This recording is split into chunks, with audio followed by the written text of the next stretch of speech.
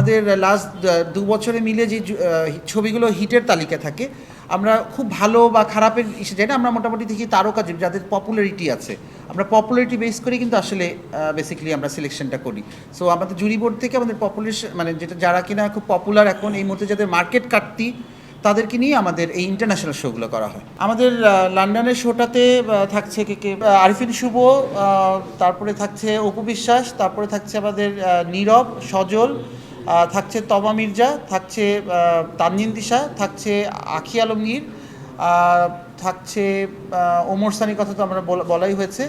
এই হচ্ছে আমাদের নায়ক নায়িকাদের লিস্ট থেকে টোটাল, এবং গায়ক গায়িকাদের ভিতরে তো বলা হয়েছে আখি আলমগীর থাকছে, এবং আমেরিকা থেকে যা থাকছে রেশমি মির্জা এবং স্বপ্নিল সজীব।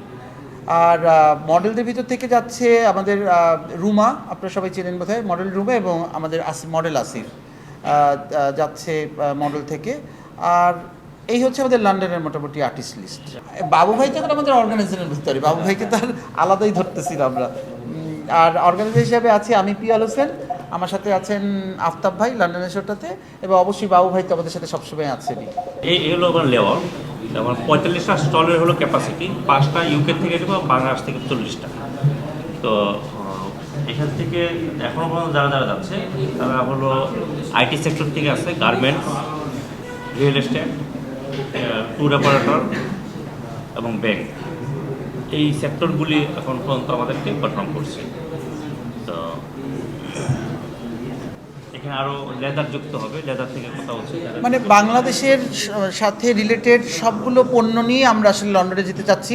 সেটা পাট দ্রব্যই হোক, সেটা আমাদের চামড়ার যেটাকে বলে আমাদের ওটাকে কী বলে, ট্যানারি, হ্যাঁ ট্যানারি বিজনেস থেকে শুরু করে আমাদের কাপড় চোপড় থেকে শুরু করে বাংলাদেশের সবকটা আইটেম নিয়ে আমরা আসলে লন্ডনের এক্সিবিশনে যাচ্ছি।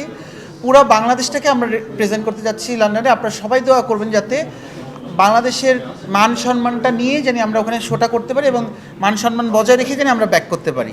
কারণ আজকাল শোতে অনেক ধরনের প্রবলেম হয়, অনেক ধরনের নেগেটিভ জিনিস ক্রিয়েট হয়। আমাদের এখন পর্যন্ত কোনো শোতে, আমাদের দীর্ঘ 20 বছরের ক্যারিয়ারে এখন পর্যন্ত একটা কোনো দাগ লাগেনি, এবং লন্ডনে আমরা একটা কোনো দাগ লাগতে দিব না ইনশাল্লাহ।